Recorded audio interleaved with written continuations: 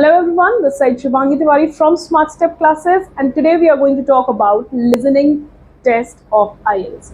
So guys, if you are preparing for IELTS and you are finding a challenge to manage your time with your understanding to spot the answers in the audio, here's a tip for you. Don't do 5 tests per day or 7 tests per day. Just do 1 test per day, but listen to the audio twice consecutively.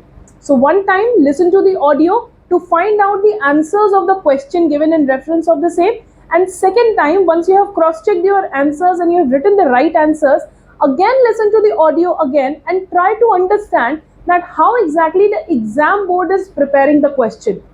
सो जब आप उसको दोबारा सुनेंगे you will be able to find कि IELTS listening में जो question pattern है वो बहुत ही टाइप्ड है. It's just that you need to understand and click on the right point that on what basis the exam board is preparing the question paper.